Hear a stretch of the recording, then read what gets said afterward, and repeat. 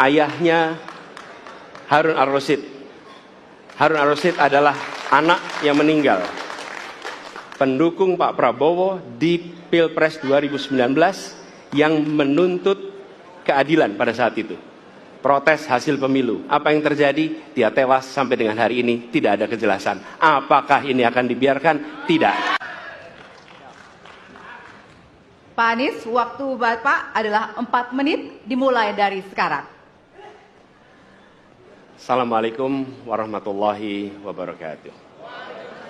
Selamat malam dan salam sejahtera untuk semuanya. Bismillahirrahmanirrahim.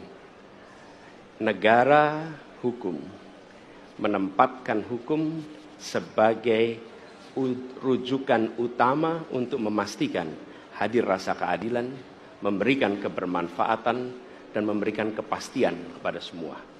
Ini harus dipegang teguh oleh pemegang kekuasaan, baik yang di puncak dan seluruh jajaran. Tapi apa yang terjadi?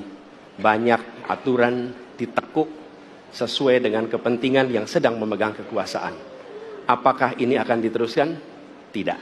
Ini harus diubah. Ini harus dikembalikan.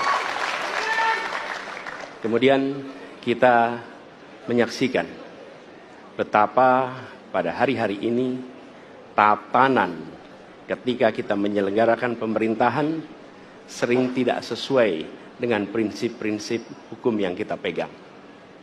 Karena itulah kami melihat perubahan ini harus kita kembalikan. Negara ini adalah negara hukum, bukan negara kekuasaan. Dalam negara hukum, kekuasaan diatur oleh hukum. Dalam negara kekuasaan, hukum diatur oleh penguasa. Dan kita tidak menginginkan itu terjadi.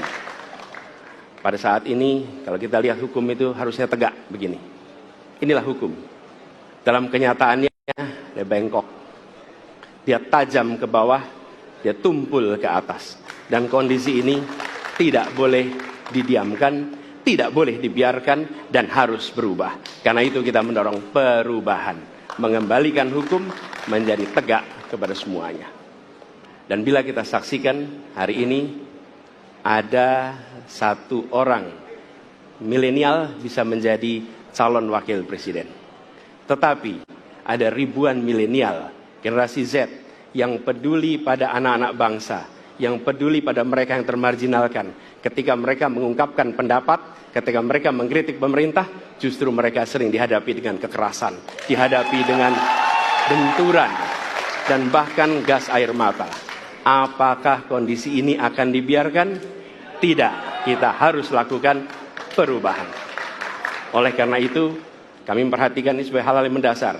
Yang tak kalah penting, ini kedua nih, yang tak kalah penting. Kita menyaksikan pada saat ini, ada peristiwa seperti peristiwa Ibu Mega.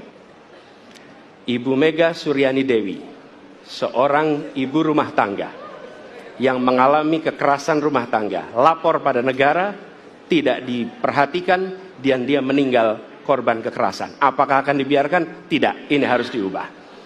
Dan tidak kalah penting, hadir bersama saya di sini ayahnya Harun Ar-Rasyid. Harun Ar-Rasyid adalah anak yang meninggal, pendukung Pak Prabowo di Pilpres 2019 yang menuntut keadilan pada saat itu. Protes hasil pemilu. Apa yang terjadi? Dia tewas sampai dengan hari ini tidak ada kejelasan. Apakah ini akan dibiarkan? Tidak. Ini harus diubah. Karena itu, kami mendedikasikan diri, hadir untuk memberikan komitmen bahwa dari puncak sampai ke bawah, kami akan tegakkan hukum pada siapa saja. Kami kembalikan marwah kehidupan bernegara yang menempatkan hukum sebagai tempat yang paling tinggi. Dan ketentuan itu berlaku kepada semua, termasuk ketika menyangkut urusan ASN, menyangkut urusan TNI dan Polri. Terima kasih. Assalamualaikum warahmatullahi wabarakatuh. Terima kasih. Bapak Anies, kami persilakan kembali ke tempat.